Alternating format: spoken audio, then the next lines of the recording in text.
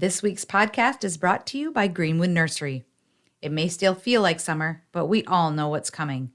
Fall is just around the corner, and the best part of fall is fall planting. It's the perfect time to plant your perennials to establish great root growth. Greenwood Nursery in Tracy and Marshall is stocked with a wide variety of perennials to give you the garden of your dreams. Whether it's the addition of a plant or two or an entirely new landscape, the professionals at Greenwood Nursery can help you out. Stop by Greenwood Nursery in Tracy or Marshall today.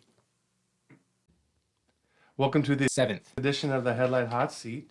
Today we are joined by volleyball and track coach Heather Cameron Rice. Thanks for coming, Heather. Thank you. Hi, Perry.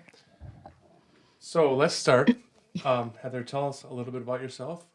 We'll start with your upbringing, education in high school and college, and your family. All right. Well, I'm from Tracy. I graduated from Tracy High School. My dad was a guidance counselor and a coach in Tracy growing up. I'm not sure anyone knows your dad. Who is that? My dad is Chris Cameron. And he is probably the inspiration why I became he is the inspiration why I became a teacher and why I became a coach. He was a volunteer coach for some of the sports I played when I was younger, and those were memorable. I remember how enthusiastic my dad was and yet disciplined, and he could be my biggest cheerleader and my harshest critic at the same time, and I always knew it came from a place of love. Yeah. And that was a true inspiration. And then when I left Tracy ready to explore. I think I spent about 10 years of my life. My mom and I counted one time I had over 20 addresses in 4 different states in my 20s. I did not know that. Yeah, so I got out and Where are these states? What are they? well, Minnesota, South Dakota, Colorado, and Vermont. Vermont. Yeah. Okay. And then I finally started realizing I wanted to start living an adult life, and I went back to school for biology. Finished my biology degree. That's when I had my first daughter, and later met my husband.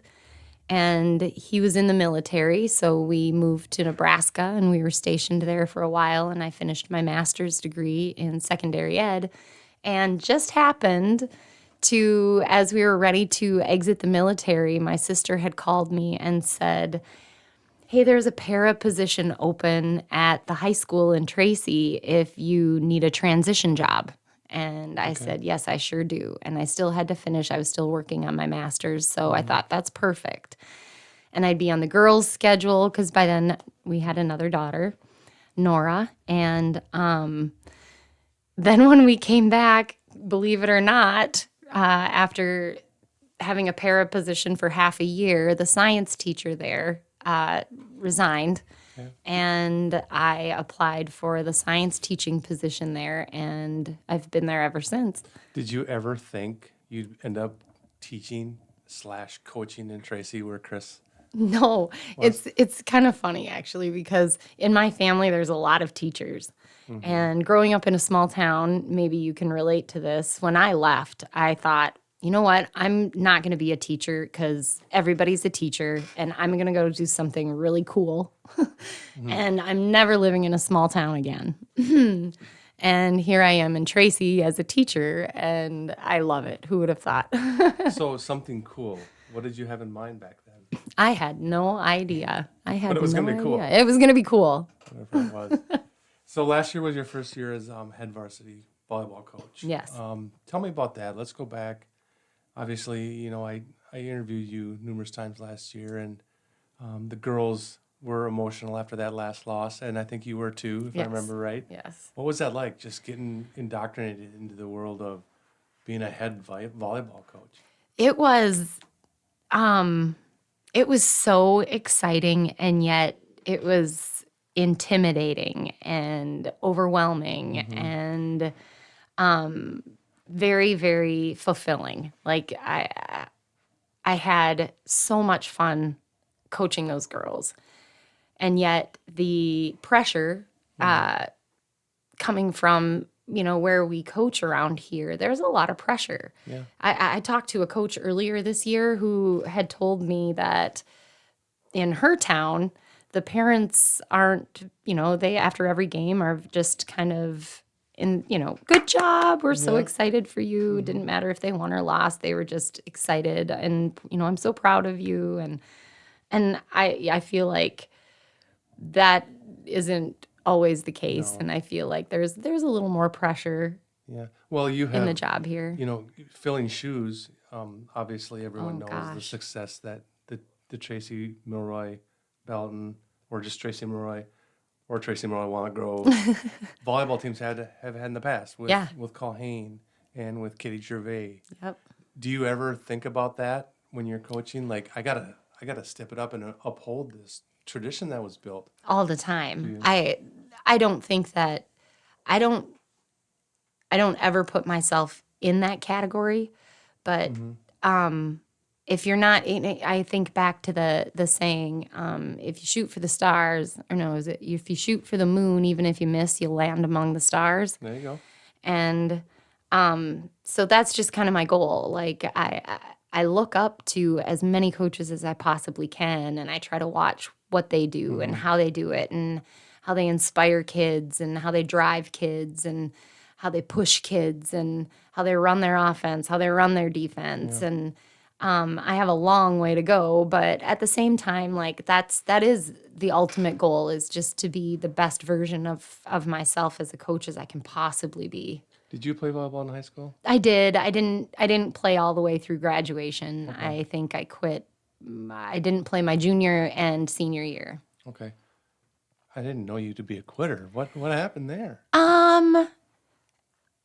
I think that that was the day when those were the days when Terry Culhane was running the team, and I was a little softer than I am now. And I think Colhane ran a different kind of program back then. yes, I mean, it wasn't, I'm going to go out and for volleyball. I'm going to have some fun. right, Maybe we'll win a few games. right.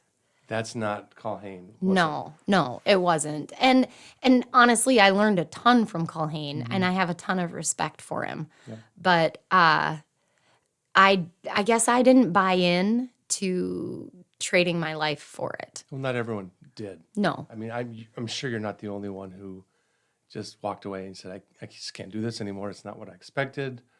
This is harder than I thought. Right. This is like these drills and the boot camp type atmosphere that he ran. And he did it well. I mean, He did it well. It certainly paid off. Absolutely. Absolutely. So let's talk about what I think maybe is, I don't know if trend is the right word, maybe that's too strong, but one person coaching two different sports. Obviously, Carl has been doing it in Tracy for a number of years with wrestling and softball. Cruzy has stepped into that role now with his two sports. And now you're the latest two-sport coach. We always talk about two-sport athletes. You're a two-sport coach. Is that like overwhelming at times, do you think? Or It is. It is. It's a lot, especially the head coach position. It's a lot of managerial things that you don't realize, and now it takes up all my summer. If you're the head coach of two sports, Yep. You're in charge of building the program from elementary on up, and so yeah, it's a lot of work, and it's a lot of time. And I think we live in a small town. You go to bigger towns, and they look at you like you're taking drugs if you actually coach two sports. What are you, crazy? Yeah, right. But in a small town, there's a need, and Is that what you felt when you decided to take this two sport thing? Like, someone's got to do it, or is that going too far? I wouldn't say that it was just like, well, if I have to, I'll do No. it. But I did feel that I knew it was going to be a lot, and there was a piece of me that wondered if I could do it. Like that's a lot, and I really had to think about it before I decided to do it. Yeah. And like you said, following in the footsteps. I still am very intimidated by that. That's, if I'm honest, that's a very intimidating spot to step into.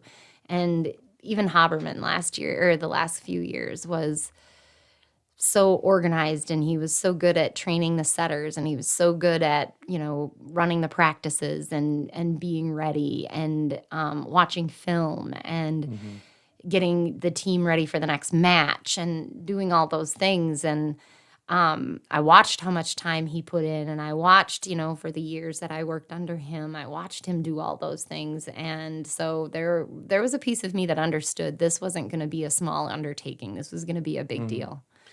We talk about the intimidation and the trying to follow in someone's footsteps. Do you find yourself, you can't walk by a trophy case at the high school without seeing how many section plaques, subsection plaques, state tournament plaques. You just marvel at that sometimes as a volleyball coach and Oh, someone who loves the sport. absolutely. Every single day. I think every single day when I walk down, especially that hallway on the west side of the gym. Yeah, I can't walk by without looking at them. And you think to yourself, I'm going to be up there someday with my girls? Or, I mean, you hope I so, hope but so. That would be amazing. And yeah, that would be amazing. So I mentioned track and volleyball. Those are your two sports. Which one is Heather's favorite? Oh, That's a tough one. it is a tough one. And And some of these athletes might listen to this. right. And what's up with that, Heather? Yeah, what's up with that, Heather? Well, and it's hard. That's a hard one because they're two completely different sports to coach. They're two completely different beasts. And I've been coaching track longer. So I think I have more confidence in coaching track than I have built yet in coaching volleyball. But I have noticed that when I'm coaching two sports, I get so into one sport that when the next one comes up on me, I find myself wondering, oh gosh, do I even remember? Like at the beginning of track season, I've been coaching track longer than volleyball. And after my first year as a head volleyball coach, track season started creeping up on me, and I stopped and I was like, oh my gosh, do I even remember how to do this? But, once I got going, you fall back into what you need to do, and it all falls into place. And then the same thing, after summer, I was like, oh my gosh, volleyball's coming. Now am I ready for this? Am I going to be able to do this again? And once it got going, you just start, as soon as you have a vision, I mean, I think that's the beginning of it. If you start to have a vision of what you want it to look like, or where you want it to go, or the things that you want to get better at, and it's just a driving force inside me once that's there. And so once the volleyball gets going, that drives me 100%. And then once track gets going, that drives me 100%. You answered that question like a politician. You didn't give me an answer. And I give you a grain of salt on that because that was a tough one. But is there one sport that's easier than the other? I will say guessing this. Track, the most amount of pressure in track comes during the practices. Oh, At the meets, I get to be more of a cheerleader because I've seen once that, the gun yeah. goes off, I can't do anything. I can't change what they do. Maybe they can hear me. you can't call a timeout. I can't call a timeout. I can't do anything like that. I can't change the play. It's just, and it's short. These, even our longest races are 7 minutes, so, or unless it's the 2 mile. Right. But those are short races, and so it's done quick. So I get to be a cheerleader that day. I get to show them that I really am their biggest fan, and I really do get to push them and show them that I'm there at every turn when it gets hard, or all those things. In volleyball, it's much harder. The pace of the game goes fast. There's pressure to know, what's the block doing on the other side of the net? What's our block doing on this side of the net? How is their defense assembling? How is our defense assembling? Is it time to call a timeout? What am I going to say to the team if they call a timeout? There's a lot of pressure during game time in volleyball compared to track. Well, and I can imagine that's because you have an opponent on the other side of the net. Yep. In track, you have opponents, but they're individual. The kids always, they know each other. They know the girl to beat, the boy to beat. Yep.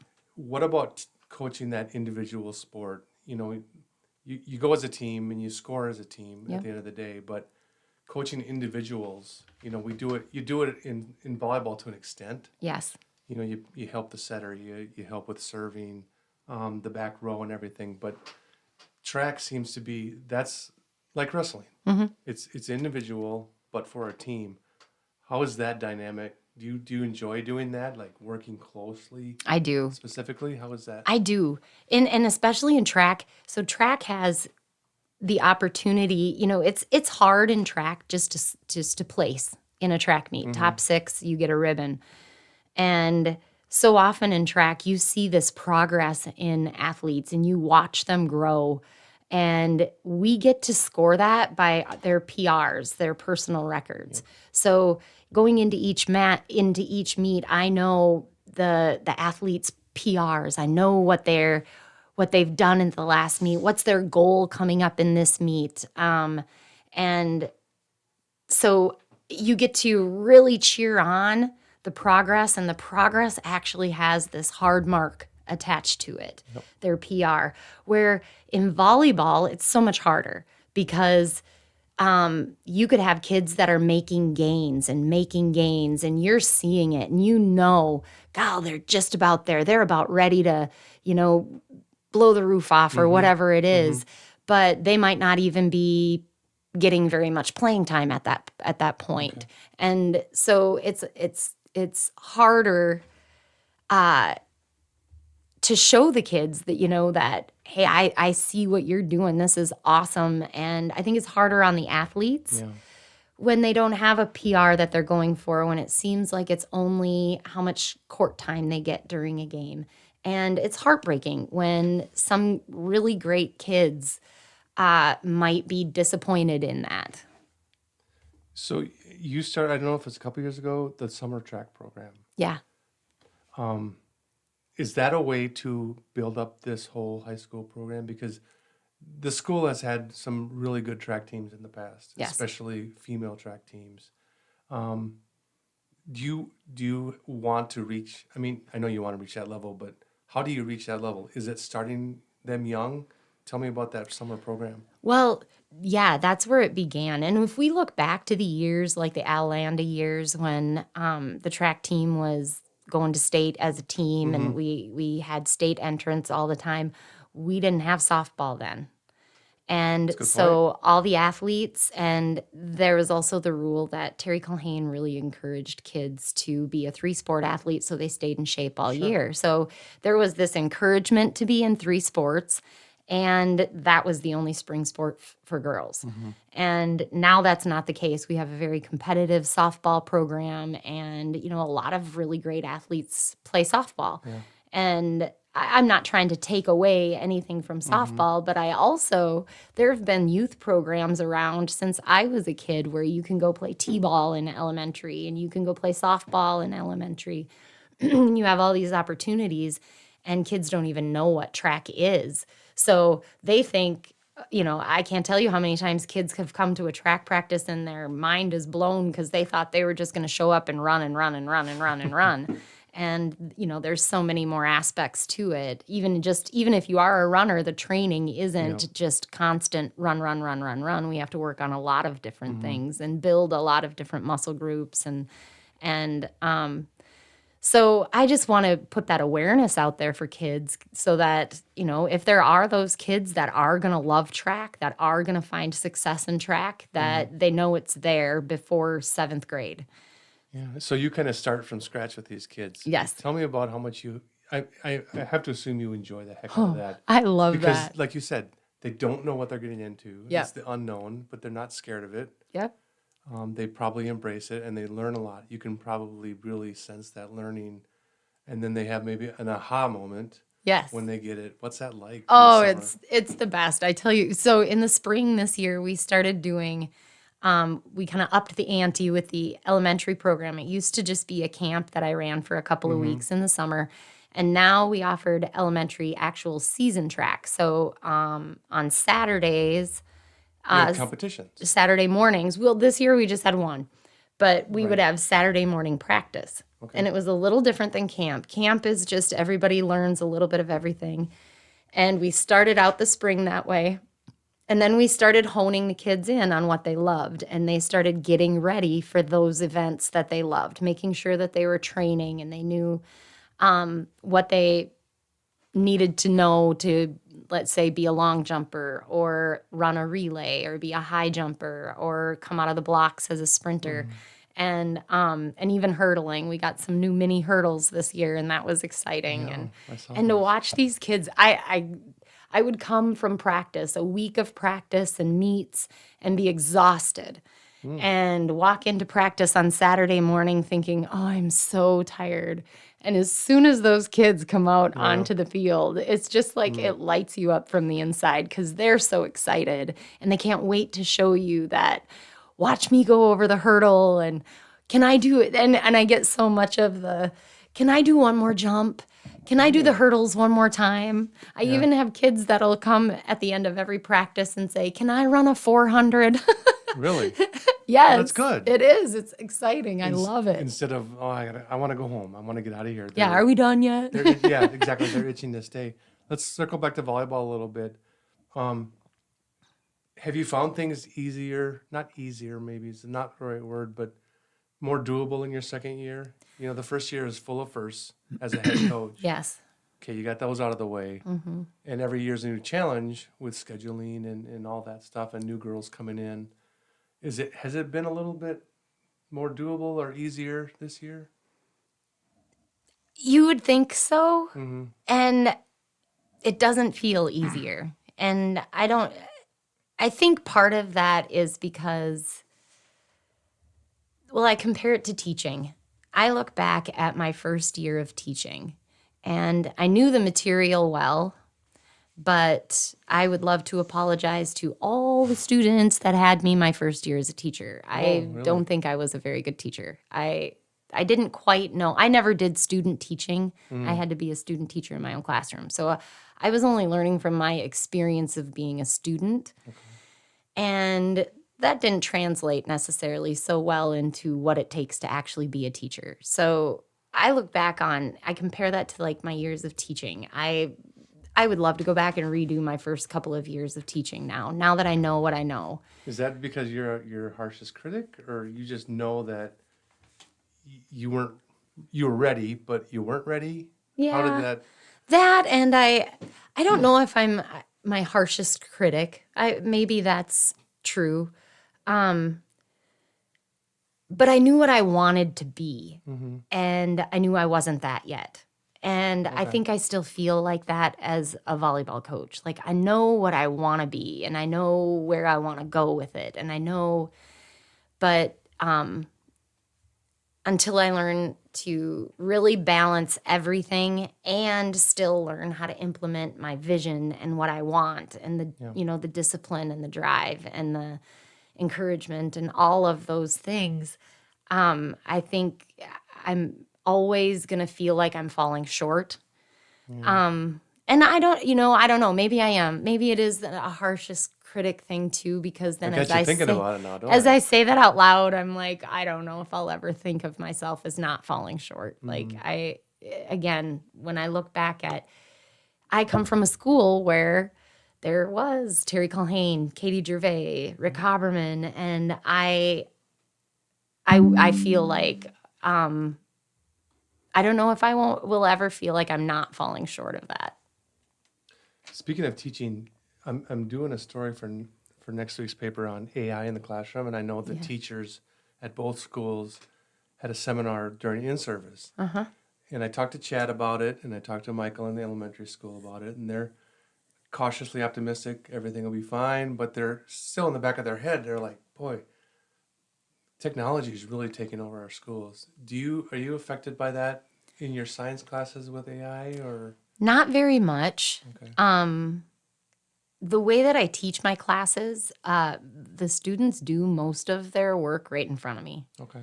That's a good thing for you. Yeah, it is a good thing for me. And that started as watching kids now in the high school as a teacher and as a parent and having been a student and been an athlete. These kids are busy. They're so busy. Busier than we were. Right? Busier than Yeah. we were. And it's almost it's sad sometimes to watch, when I think about some of the kids that I've taught and they tell me after we got home from a basketball or a volleyball game or a track meet, they go home and they're up till 1 a.m. Yep. finishing their homework, and then they got to be at school. Those road trips are crazy long. Some of them. Yes. We're in a huge conference, so it's a lot of traveling, and so I think the way that I teach, doing everything in the classroom, really stemmed from trying to reduce homework on the kids, reduce homework load. But a happy side effect is that they don't have a lot of opportunities to use AI inappropriately in my classes. Volleyball in Southwest Minnesota, it's been huge for decades. Yes. And I can't believe I'm saying this. It seems to get better every year. Yeah. And tougher to win and advance in tournament play. Yes. Why is volleyball so good in this? I mean, you see it with the Southwest Challenge. 32 teams, something like that. Yep. And they're all 90%, 95% of them super good teams. They come Yes. from the cities and all over the place. Volleyball in Southwest Minnesota, your thoughts? I used to think it was because we had nothing better to do down here. And, you come from farming communities and tough parents and gritty life. And, but, there's a lot that's all over the state. So I think that tradition, I think it, each school, once they start catching some success, it's hard to let go of. Tracy Milroy Ballatin will always be shooting for the moon. Yeah. Because Terry Culhane started that. And they get that reputation. Yes. Even today, when maybe the volleyball teams of today, no offense, aren't at that level yet. Yep. But it's always TMB.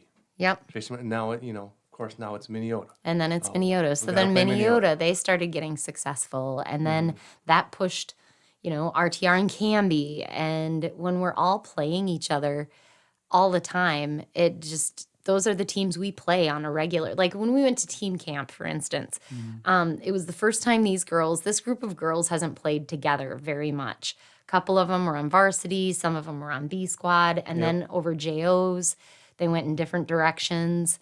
So when we got to team camp, it was kind of the first time this group really played together. And the coaches could see these are some talented girls, but we hadn't quite gotten organized yet. We hadn't had enough practices to be really organized. And he came to me and said, now at the end of team camps, they have a tournament. And there's usually a gold bracket, silver bracket, bronze bracket. And he came to me and he said, now we put you in the gold bracket, but, do you want to be in the silver bracket? It might be kind of tough in the gold bracket. And I said, I absolutely want to be in the gold bracket. If you came back to our section doesn't look like the silver bracket. Our section looks like the gold bracket. So the people we play every day are like gold bracket teams. Yep. And when you're playing people that play that hard all the time, that just makes you better. Yeah. Who doesn't like gold over silver? Right. Who doesn't like gold over Best of the silver? best. Speaking of this year's team, how is it looking? How are we doing so far? Well, we've had some shining moments and we've had some big struggles. Last night was a tough match against RTR. But one thing too is we've got some multi-talented girls, and it's hard to know exactly who should be playing where right now to give us our best look. And like I said, they haven't been playing together the last couple of years, whether it's JOs or even in season. So, how long do you think that process is going to take? Or maybe you can look back to last year, like it's starting to click. Yeah. These girls now they play together 3, 4, 5 matches, whatever. Yep. The Southwest Challenge gives you 4 or 5 matches right there. But is there a time when you kind of expect it? Okay, now let's roll, because we've been doing this now for 10 matches. Yes. Last year was a little more straightforward. A lot of the girls that played the positions that they played that position all season. Okay. And we've had several players that I've moved from the middle to the outside, from setter to hitter, those kinds of, we've been moving middle to right, right to middle. And And the girls have to adapt they have to each adapt. time. Yes. And then we have to do our serve receive rotations, and we have to do the free ball. What are our free ball plays going to be? And everybody has to learn them. And we haven't settled on one yet. So I think this year is going to take a lot longer than last year took. So I'm hoping the girls can have the patience and the grit and the endurance to just keep fighting for each of those positions, fighting through each of those positions, and hopefully in the end, we're gonna find what clicks the best for us. And that's our ultimate goal right now, is just to find first, how are we gonna click at our best, and then really start optimizing how we play in that. Heather, you are off the hot seat. Thank you for joining me today. Thank you, Pear. This week's podcast is brought to you by Greenwood Nursery. It may still feel like summer, but we all know what's coming. Fall is just around the corner, and the best part of fall is fall planting. It's the perfect time to plant your perennials to establish great root growth. Greenwood Nursery in Tracy and Marshall is stocked with a wide variety of perennials to give you the garden of your dreams. Whether it's the addition of a plant or two or an entirely new landscape, the professionals at Greenwood Nursery can help you out. Stop by Greenwood Nursery in Tracy or Marshall today.